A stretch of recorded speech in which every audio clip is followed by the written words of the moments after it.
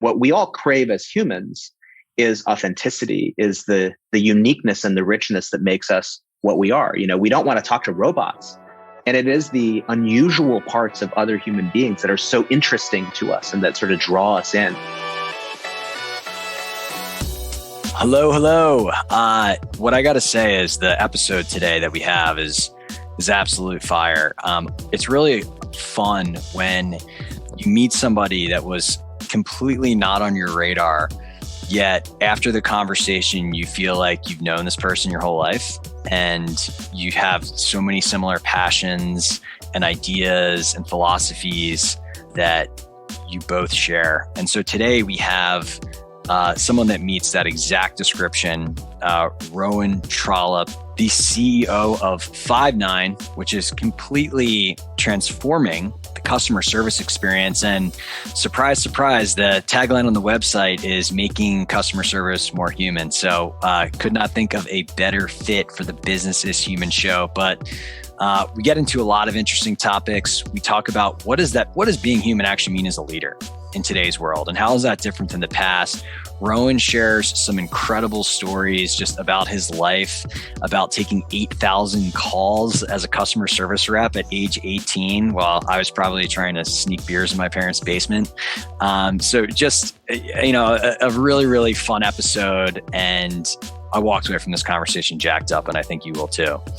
I totally agree. I feel the exact same way. It's like from the moment that Rowan jumped on the call, you could just tell that he was the guy that was going to tell it like it is. And because of that, like mantra in the entire, push to be super authentic, it feels like you're joining a basement conversation. Well, let's get this basement conversation going then. And so enjoy today's episode, and we'll talk soon. Rowan, what's going on, man? Hey, Scott. Nice to see you. Nice to see you. Man, I'm fired up for this conversation because I think a lot of times people see the name of the show and it resonates for them for one way or another. But I think, the idea of business being human can mean a lot of things for different people. And we were talking a little bit about before the show, what does it mean today for leaders in the modern work environment? And I thought, it would be great if you could kind of tell your story of how you started to think about what it means for you and just your career and how that's evolved as you become, a leader of some great companies. Yeah. It's interesting because I got my first job, basically my first job in tech anyways, when I was 18. It was then a startup, and we became a large security software company, sort of Fortune 500 tech company over the years. And eventually I got sort of promoted up the ranks, and I ended up as the number 2 at the company. And I had a chief of staff who sort of went to law school at NYU, and she started editing my emails, and she looked at one of my emails and she said, gosh, this doesn't sound very presidential. We need to rewrite it. And, I was like, what did I know? I was still in my sort of mid 30s, and was very impressionable, frankly. And I thought, well, then let me hear what you think it should sound like. And she sent me a draft, and it sounded like, from the desk of, from the office of the president of the blah, blah, blah, blah, blah. And it was like so unrelatable. And it reminded me back, my grandfather, his name was Peter, he fought in World War II. And one of the things that one of the stories that he told and that I remember the most about him is that the officers didn't used to eat with the enlisted men in the Royal Navy. It was a clear separation in those days. And he would always be the one to basically say, screw that, I'm going to go sit with the enlisted folks. And, we're all part of the same team. And this whole separation of officers and troops just didn't make any sense to him.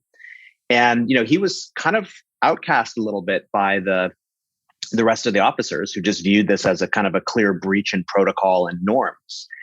But as I started to work in business and, build my own career, this whole idea of there's some sort of strange separation between management and in leadership and the employees. That was clearly an idea that had carried forward all the way from, my grandfather's days up into modern times. And it just didn't make any sense to me. And it was like one reflection of that was my chief of staff wanting to send this sort of very formalized email. So I ended up basically saying no. And I would kind of, peck out my own emails and, hey team, very casual language, not a lot of pomp and circumstance. And what that, that just felt natural to me. But I will say that, there was other aspects of my leadership style that were influenced in a way that were unnatural by the leaders who I looked up to. And so that's something that I think about a lot, is how can I really be authentic as a leader and be myself?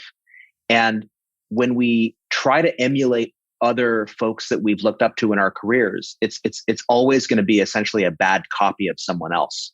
And so I think it's best to just kind of start from scratch and say, like, who am I? What do I stand for? And really just show up as your authentic self. And that's the best way to lead companies. We're just so conditioned as humans, right? From our experiences, from the people around us. And I think just a lot of our natural behavior comes out of self-preservation and fear avoidance. Mm-hmm. And so, when you get to the root cause of why people need to stand in the single file line and type an email a certain way and all these things, that kind of intellectual curiosity around, am I doing this because it makes me feel good, or it makes those around me feel good, or it's true to me, or is this because of what somebody once told me that I should do and I don't want to get in trouble, is a really interesting thought exercise. Yeah. And it's something that I try to impart to my leaders is, hey, this is probably the hardest thing you're going to ever do, because it's hard, because it's scary. For me, it was scary because I worried, what will people think if they see the real me? Will they see that I'm like faking it? Or will they see that I don't really know everything? Or, will this be exposing me in some way and sort of opening me up to weakness and to attack? And it's taken me kind of a long time to kind of break through some of those internal inhibitions to be able to be as authentic as I can be in those situations. And so, it takes courage, it's hard to do. Yeah. And the irony is, at least I've seen in my life, is like in those scenarios where you are more vulnerable, you're not just showing your best and hiding the rest. You have an increased intimacy with the people around you. Absolutely. Like, people feel more connected and more trustworthy. And when you create an environment of trust, people can do great things. Absolutely. People always ask me for book recommendations. And one of the books that I recommended, I got this, I'll give credit where credit is due. I heard about this book from Guy Kawasaki. It's a book called If You Want to Write by Brenda Euland. And the subhead is a book about art, independence, and spirit. And this always takes people off guard when I recommend this book, because they're expecting me to, give some sort of a management or leadership book, or, Michael Porter's, competitive strategy, great book. But I say, this is a book to read. And frankly, it's in the first few chapters that I was really inspired, because what she talks about, ostensibly it's about writing, but the lessons apply to life. That's why the subheading is what it is. And basically what she said is, like, if you're bad writing, and I think this applies to bad leadership, bad management, whatever, is when you are trying to be someone else who you aren't. And humans have this very unique ability to pick up on inauthenticity. This, like, if you're trying to emulate someone else, what you are is a bad, like, copy of someone else. And what we all crave as humans is authenticity, is the uniqueness and the richness that makes us what we are. We don't want to talk to robots. We want to be taught, and it is the unusual parts of other human beings that are so interesting to us and that sort of draw us in. And I remember very clearly, I was backstage about to get up and talk in front of 7,000 people. And I had done this quite a number of times. So it wasn't like the first time I talked in front of a large audience, but for some reason I was super nervous backstage. I was sweating. I was had shortness of breath, and I closed my eyes and I thought, I started did a little meditation to calm myself down. And I thought to myself, what are you so afraid of? What's the worst case scenario here? And I thought to myself, okay, there's one person in the audience. He was sitting right in the front row, and he had done all of the speeches and presentations, or many of the speeches and presentations for Steve Jobs in the past. And there was a bunch of other Apple executives there, but this guy in particular. Casual. Yeah. And I was like, what my fear is that they're going to be judging me. They're going to be looking at me with this critical eye of like, this guy, who does he think he is? Look, he's trying to be flashy or this or that or whatever whatever I was thinking. And then I thought to myself, okay, what's the worst case scenario? What if they saw the real you? Like, what if you fumble your words and you mess up your slides and you trip when you get on stage? Like, what if it's not perfect? What would happen? And the light bulb went off, was like, oh my God, they will totally connect with you. Yeah. Because nobody connects with the robotic, welcome everyone to the 2010, like that just doesn't work. So I said, in fact, the more truthful and honest you are about who you are, the better the connection is going to be. But instantly my heart rate went down, my sweating stopped. And I walked out and I was just like, it was like being in my living room chatting with, 5 of my best friends. And it just was one of the best presentations I'd ever done. And again, it's like, so think about that lesson. We're obviously not talking to 7,000 people on stage every day, but we're interacting with individuals and we're not always being ourselves. And there always is going to be some fear or some insecurity that's affecting your behavior in a way that's not ideal. So seeing what that is and being able to identify it will make you a more authentic leader.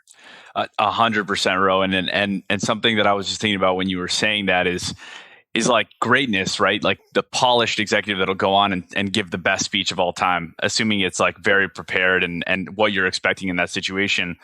People can admire that, right? They can admire it, but they won't connect to it. Like you were saying, they will truly connect to your mistakes. And also, if you have that little sleight of hand or you're basically making that mistake up front, people also become more interested because they're like, oh, wait, this guy just kind of messed up. What is he about to do? How is he about to handle himself? He must be so nervous. So now they're more invested in the situation as well. So yeah, it's just, it's fascinating for sure. Yeah. Yeah, no, definitely. So I think about these lessons because, look, in my world, I focus on customer service. That's what my business is. And, our mission here at FIve9 is to end bad customer service. And I actually used to work in customer service and technical support. It's my very first job that I mentioned earlier when I was 18. And I have this very clear memory, like the first desk, the first chair, and the first computer that I had. And I'll date myself, but it was like a 286. You guys don't even know what that is, but it was an old computer, let's just say. And I sat on my left was this guy named Ken Baker. And on the right was this guy named Dave Hicks. And Ken and Dave were like polar opposites of each other, but they were also best friends. Ken was Mr. Personable. He was like a UCLA football player, I think like ex-football player from UCLA. He was gregarious. He was warm. He was funny. He was engaging. He was totally being himself. And then Dave on the right was like kind of like me, like a computer nerd, but like he knew everything. He knew all the answers to all the questions, but he did not have very good bedside manner. Let's just say that. He was essentially annoyed by all of these telephone calls from customers. And you could tell. And so I sat between them and I was like, wow, if I could like blend both of these people into one human being, that would be like the perfect sort of representative, like warm, engaging, funny, witting, human, but also having all the answers right at hand. And what I recognized in that first year of sort of dealing with customer calls, I took 8,000 phone calls from customers, is that the system in the business, because of the margin pressure and everything else, was creating an environment where you couldn't treat people like human beings. You had to treat them like a number. You had to sort of crank through all these phone calls. And we've all had this experience. I mean, Andrei, you mentioned a bad customer service experience. I was on the phone yesterday with my cable provider. Like that's never a good experience. It was a total nightmare. And, you don't feel like you're treated like a human being. So my mission became make customer service more human. Just very simple, and everyone can relate to what that would mean for them. If you're going to have a conversation, I'm not talking to a company, I'm talking to a human being, and treat me like a human being. And, that takes not just nice people, which is certainly part of the equation, but it also takes a ton of technology. Because no matter how nice you are, if I call up my cable company and they're fumbling around and they can't find my account records or the information is bad, doesn't matter how good that person is, I'm going to be upset. So you need to enable them with technology to provide them all the right information at the right time, give them all the channels where they can communicate, with the customer. I mean, one of the things that I think about all the time is think about how we communicate as friends. We typically start with a text message. Hey, are you around? Thinking about dinner tonight. Maybe you have a few texts back and forth, and you maybe jump on a quick phone call. Maybe you fire off an email. You use all of these channels in a very seamless and natural way. Why can't I talk to a business that way? Why can't I text a business who I'm engaged with? Hey, you just sent me this product. I don't like it. Oh, what's the problem? Da da da. Hey, can you jump on a call so we can talk more about it? Sure. Jump on the call. Same person. There's a lot to be learned from how we interact just as human beings. And think about companies should be behaving like human beings too. And I should be able to engage with them like a nice human being and have a great experience. And today that's, some companies do it really well. Many don't. And that's the mission that our company has, is to sort of bring that humanity back to customer service. I love that. And I want to dig in here, right? Because there is kind of like contending forces. And I think about this a lot with technology, where a perfect example is, hey, we're going to use something that asks you a bunch of questions that's a robot, and make you jump through 27 hoops to limit the amount of conversation or actual human resources to fulfill a request. And it's a goddamn nightmare for the consumer. But the business has an incentive of, hey, we don't want to just throw bodies at the problem. We want to make it smarter. We want to kind of allow automation and teleprompts to take care of a lot of these kind of highly mundane things that can be redirected. And so my question for you is like, how should businesses think about balancing that? Because I understand both sides. And unfortunately, from the outside perspective, like I don't see like a amazingly clear way that both people can win in that scenario. Yeah, well, I will say that historically that's been true. You essentially, as a business, were forced to trade off customer experience for cost. The biggest expense in historically and even today in dealing with customer service is people. Businesses globally spend 10 times as much on labor as they do on technology. So for every dollar in technology, they spend $10 on labor. Okay. So we are now at the cusp, however, of a revolution using AI to bring really human experiences through automated systems. Ones that I think we would all enjoy using. And this is sort of the ultimate acid test, is like, if I'm going to talk to your bot on your website, is it a pleasant would I rather do that in the scenarios where you ask me to do that than talk to a human being? And if you can get that equation right, then you can actually deliver a great experience. And that hasn't really been possible until just recently. It wasn't until essentially deep learning, the deep learning sort of revolution, which has driven kind of automatic speech recognition, natural language processing and understanding, conversation and dialogue management. All those technologies have actually gotten to the point now, or we're sort of on the cusp of this now, where you can have a pretty good conversation with a computer, get the answers to your routine rote questions out of the way, and not have that be a terrible experience. And as long as you marry that with a very, very easy way to get to a human being, should you need it, well, then I think you have the best possible answer. So I'll give you a simple example of this. I was buying Bitcoin. We were talking about Bitcoin earlier. I was buying some Bitcoin a few years ago, and I transferred some money, and I was sort of transferring money into this was with Coinbase, I'll say the name, transferring money into my Coinbase account. And it was all fine while I was buying Bitcoin until I decided I was going to buy more Bitcoin. And I transferred take the original investments, add a couple zeros to it. And I was like, okay, I'm going to really make a big investment here. And it didn't show up in my account. Well, all of a sudden, this is a scenario where I'm no longer comfortable talking to a bot about my missing, money. I want a human being. And guess what? No can do. Couldn't talk to a human being. Now, I hope they fixed this by now. So Brian Armstrong, if you're listening, I hope you fixed your problem with when you can't actually talk to someone at your company. But I eventually did get a hold of someone. They weren't able to help me. So then even that was even more frustrating. But I was totally comfortable. If I was able to talk to a bot and it was able to tell me, oh, your money is going to, it is, we see that it's in transit. It's going to show up in your account. There's a 4-hour delay or whatever.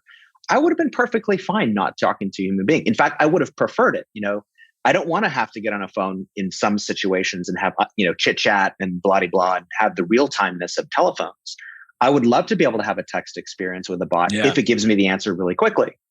But in some scenarios, I want to be able to say, that's not the answer I want. And by the way, I'm really nervous and pissed off right now. Please connect me to a human being. And you want to have that seamless transition. So I think it's possible, but it's only become possible recently. And you're talking about a situation with finances where it's super sensitive, and any small little thing can really, really give you a ton of anxiety. Mm-hmm. And what's crazy about that is that if you're a customer and you need support, and it's become such a burden in your mind that getting that support is going to be just such a bad experience, you're very likely to push it off for months at a time. Sometimes maybe not with financial stuff, but with all the other stuff. And guess what? When it comes time to renew, when it comes time to continue the business, it's already been severed. And so I kind of want to segue this into something else that I've been thinking about a ton. And it's kind of similar to raising children and the way our society views that, right? It's so important for that to be incredibly valued from a father and a mother perspective. And that's the same thing with customer support, right? Because keep me honest here, but I'm a younger guy. And when I was coming out of college, honestly, I mean, I just wouldn't have considered being a customer support specialist. I'm just being completely frank here. I probably, I relate them to the people that I call when I need help at Amazon or whatever. And I didn't think it was a high, an intellectually stimulating job. I now look at it and I think I'm completely wrong. These are the people that need to be the best problem solvers in your organization. They need to understand the product as well as be human, like you were saying. So I'm curious, how are you thinking through this idea? Yeah, that's a great point, Andrei. So, and I did this job when I was 18. It was my first job out of high school, actually.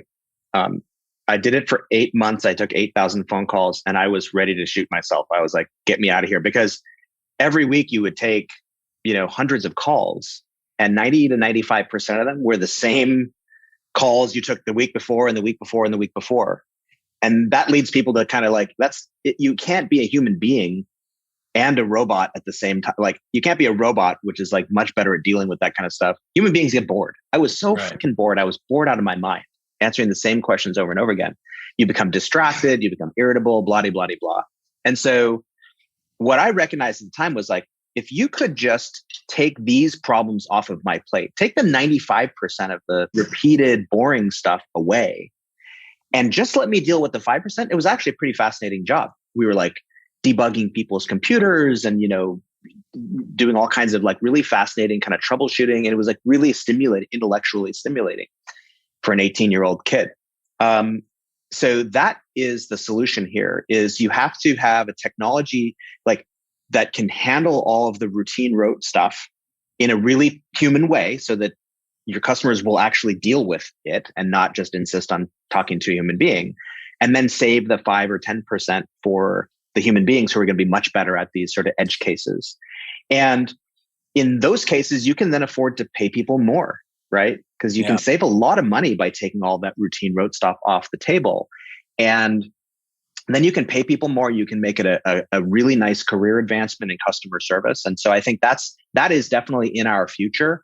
At this point, we just recently made an acquisition at FIve9 of a company called Inference, which is the market leading intelligent virtual agent.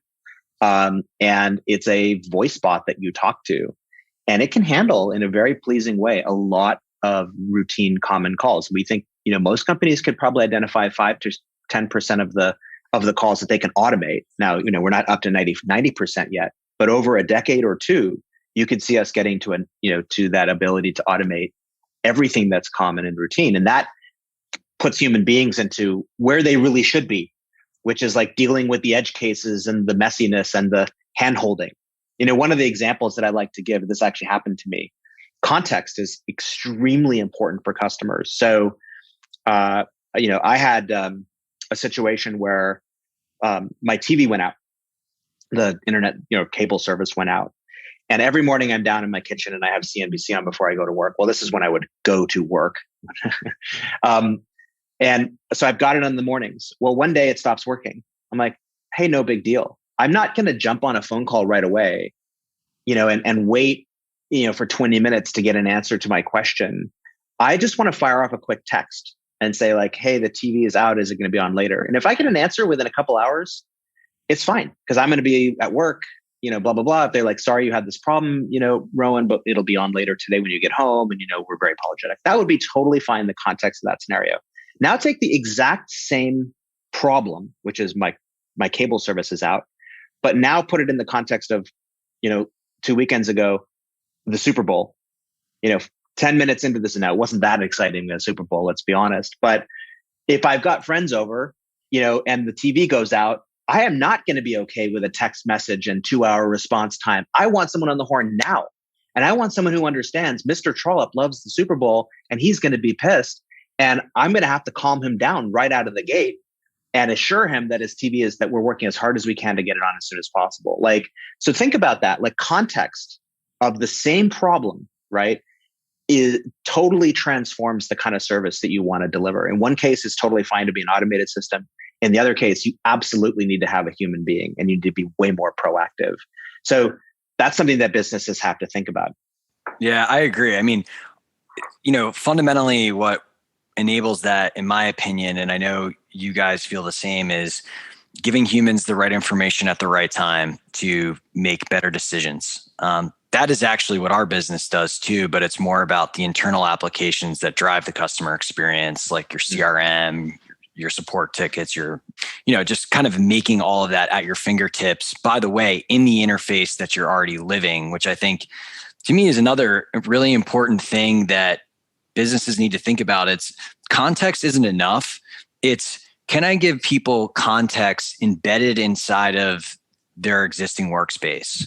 Absolutely. And scenario, because I feel like with software, like the fundamental problem that many companies have is just adoption. Like people just don't want to learn new things. It's hard. Yeah. I don't want to learn new interface. I don't want to go to another place. It's like, that is a real thing. And so I think, the more and more companies think about and it sounds like this is very core to your guys' belief, how do I give people superpowers inside of the applications that they already are, that they're familiar with? That's actually kind of where the magic happens. I couldn't agree more.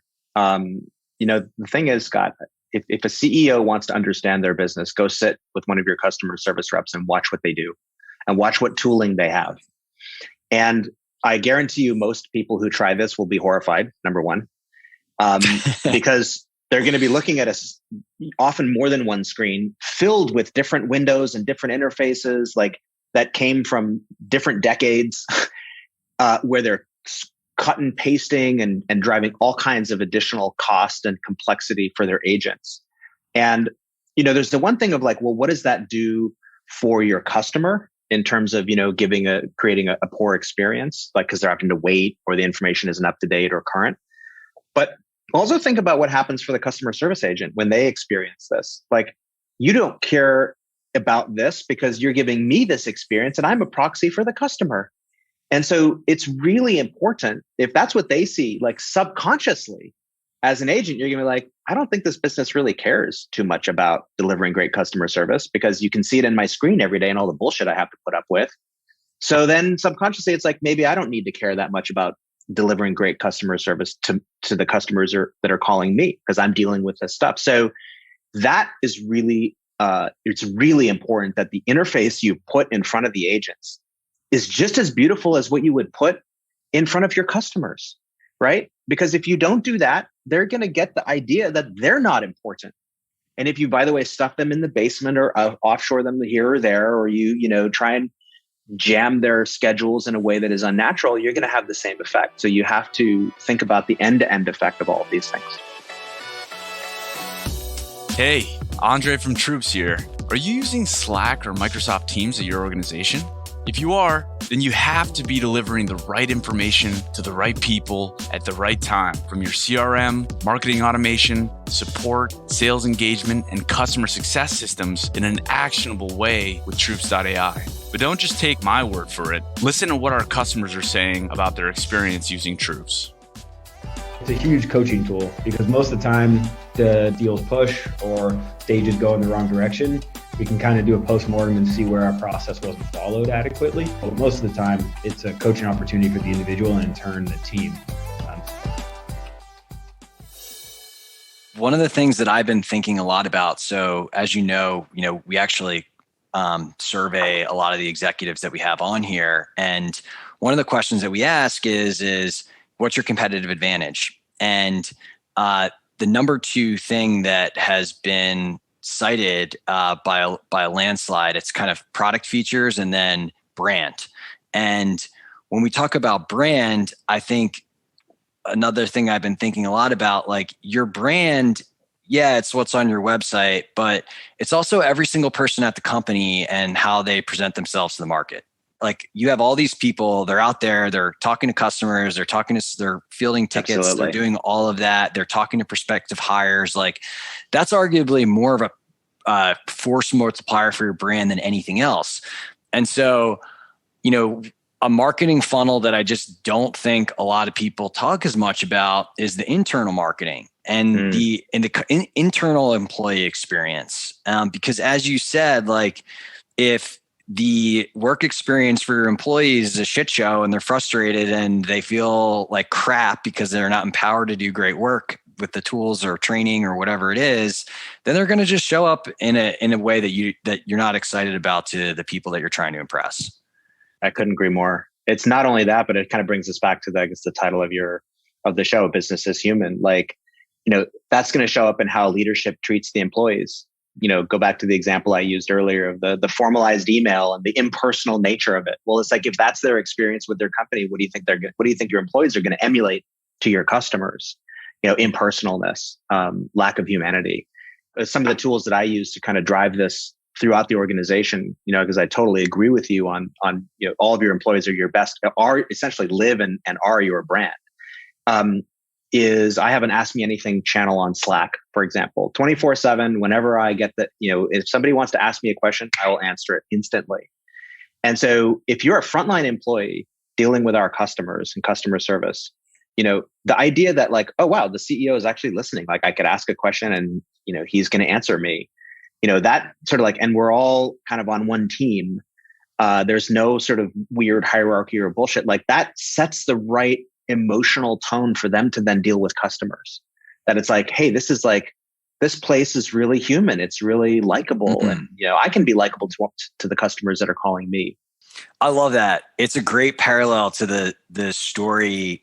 I mean, frankly, I think about the way that we're doing that exercise, which is we have like a form submission and then we kind of do the AMAs like in a town hall on a monthly basis. But if I think about the parallel story to your grandfather in the army, really kind of like leading from the front and being in the trenches at lunch or whatever, that kind of more real-time dialogue and availability and transparency is much more akin to the personal, like we are in it together vibe and feeling and texture of a culture that I think we both espouse and want to be. So that's an awesome tip, man. I love that you guys do that.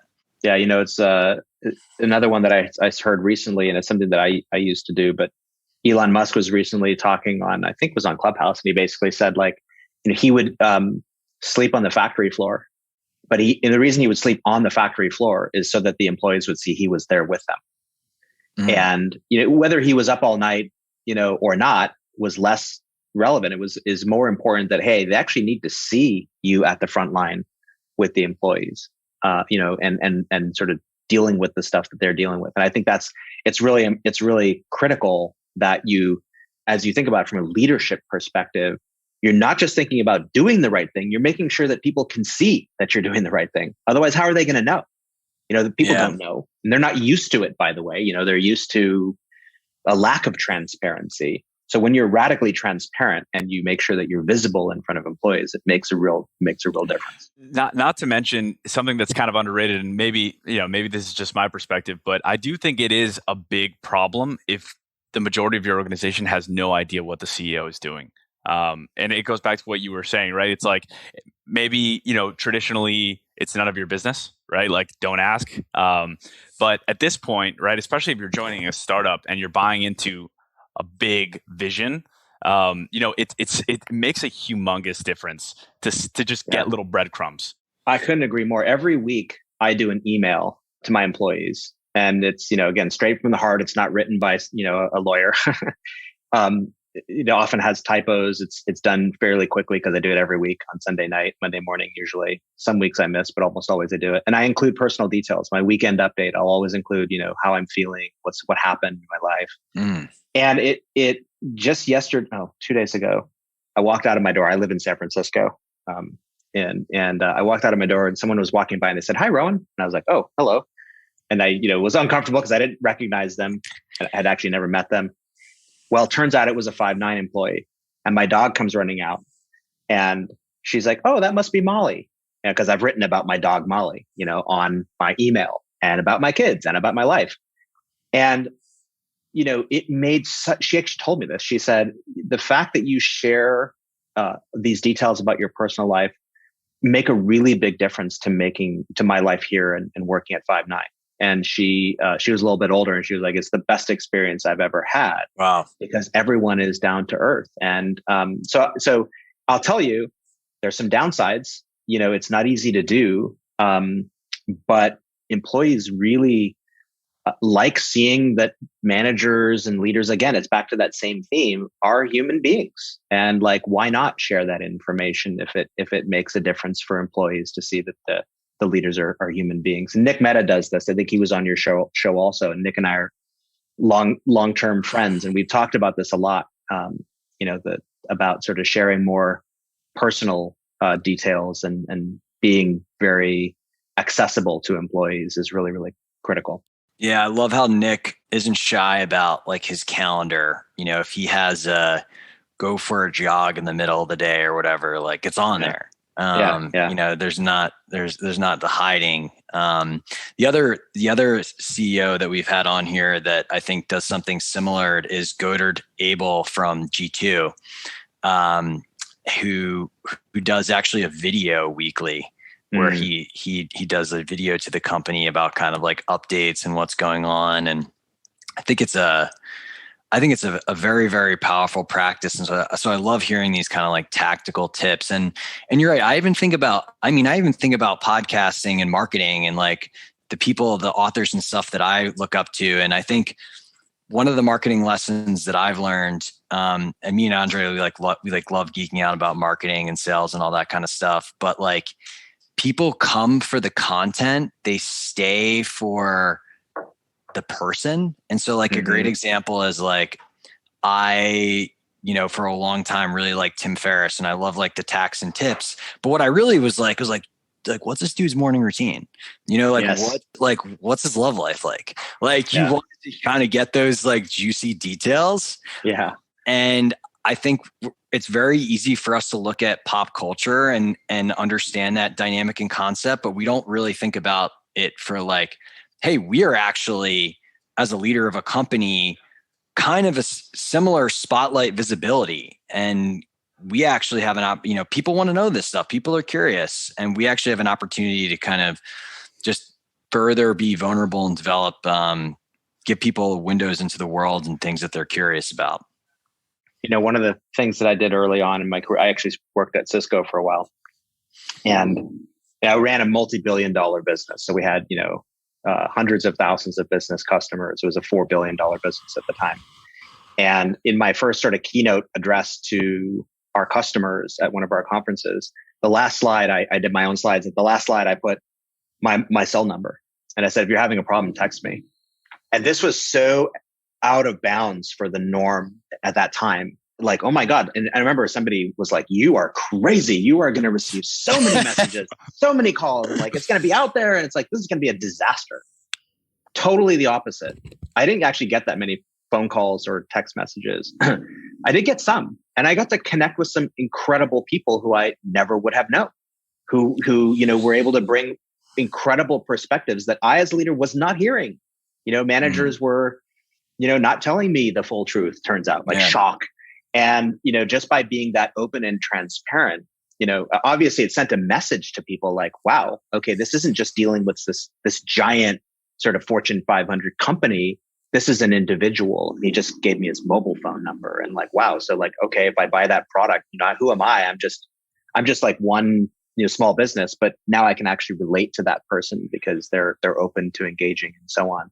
So I think all those kinds of things add up. That was obviously a marketing tactic, but it worked, and it was genuine and authentic. So highly encourage that kind of stuff.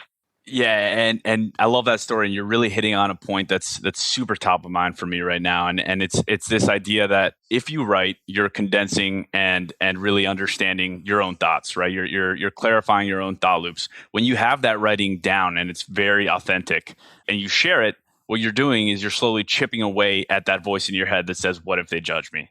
So over time, you're chipping away at that. So now you're kind of like self-confident and on your own path to authenticity and originality.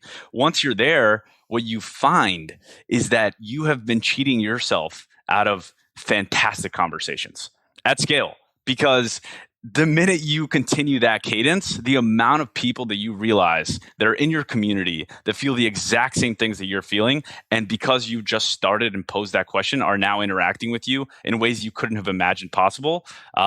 You realize, whoa, there's so much more to life, right? You just have to set that frequency and wait for people to come. The interesting thing, and I think this is the because we're all violently agreeing, but one of the things that's hard about this is I found this hard to do earlier in my career. As you have more and more success, it becomes easier because you're no longer dependent on, you've made enough money, or you're stable enough in your life, or you're sort of less at the whim of others. It becomes easier to do this. So I think the trick is, and you want to create an organization where people can feel that level of psychological safety to truly be themselves. Because I remember back to, again, the first job I had, I was worried every year about getting laid off. Because every year they were doing layoffs. And by the way, nobody ever knew why. It was just people are getting fired, or, that team was cut, or this.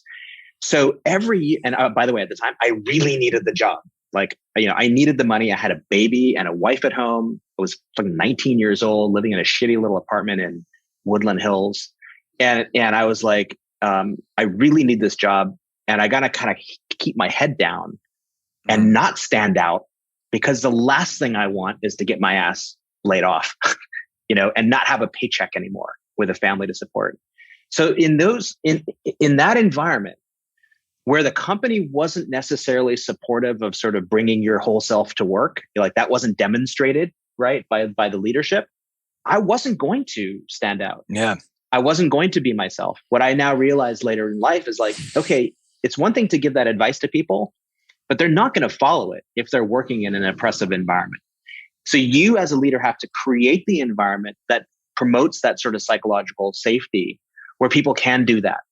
And you have to be transparent about things. For example, we never knew why people were getting laid off, probably because someone in HR or legal said, the company can't do that. We have to hide all those details and so on. And I think what's been so great about so many companies in the last, sort of 10 years is they've been challenging those things. Like you mentioned, like a CEO publishing their schedule or what have you.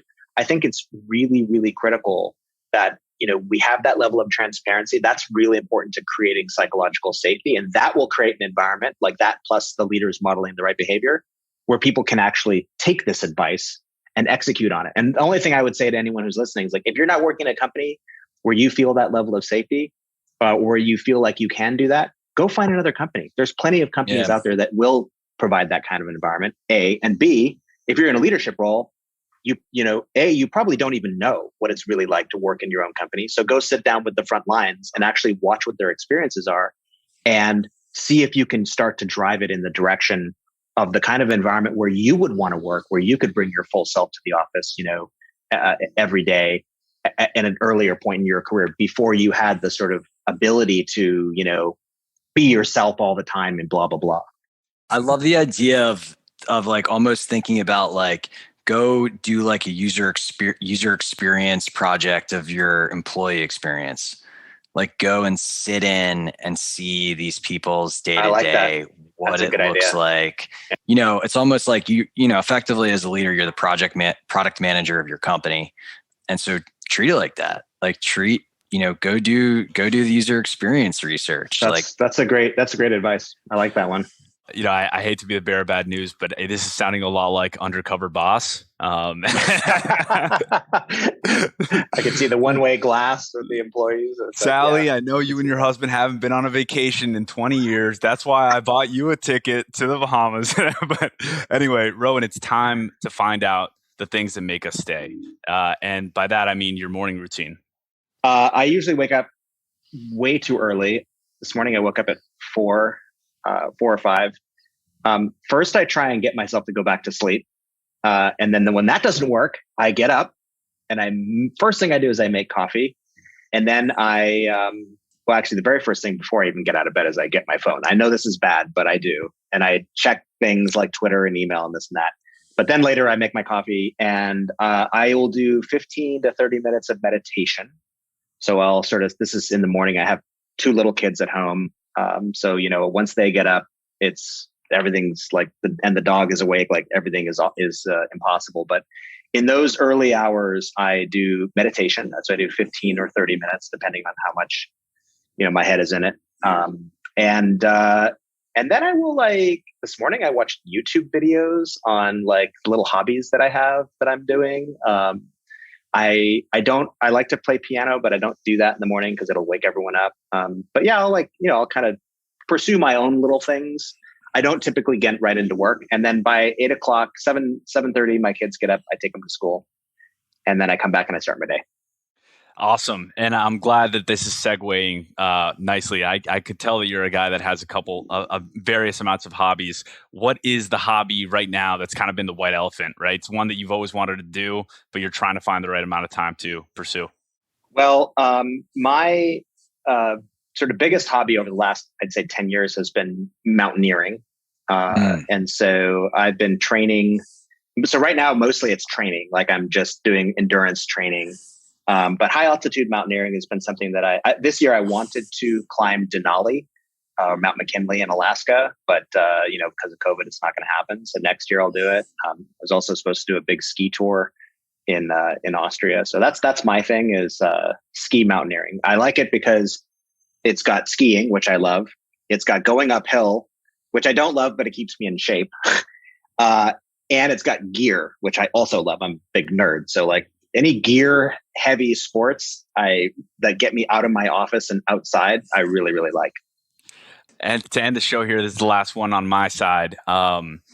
Before we started the recording, you mentioned a story about a bet you made with a friend about Bitcoin. And I just want if you feel comfortable, I want you to share with the audience because I love Bitcoin and all things cryptocurrency. So yeah. So I was fishing in Alaska with my buddy Rob Lloyd, and Rob and I was explaining Bitcoin to him. So this was about 7 years ago, and it was less than $10 or $50. I don't remember what it was, but it wasn't very expensive. I think it was $3 actually at the time. And I said, I bet you, and I explained the whole thing, and he was like, "This is never going to go anywhere. The government's going to step in, and so it's all bullshit." I said, "No, it is." And he goes, "Well, let's make a wager. I bet you 1 Bitcoin that it won't go anywhere. It'll be gone in 3 years." I said, "I'll take your bet."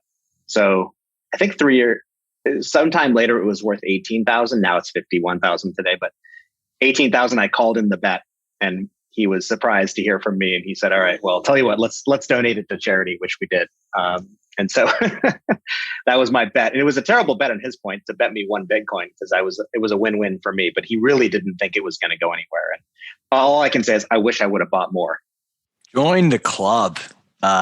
Who doesn't feel like that? But it's all good. I wish I bought more at 30,000, which was just 3 weeks ago. I was going to do it too. I was talking to my financial advisor. I was like, let's buy some more. And now here it is at 50. So you got to just do the auto buy monthly and just not even think about it. That's what I do.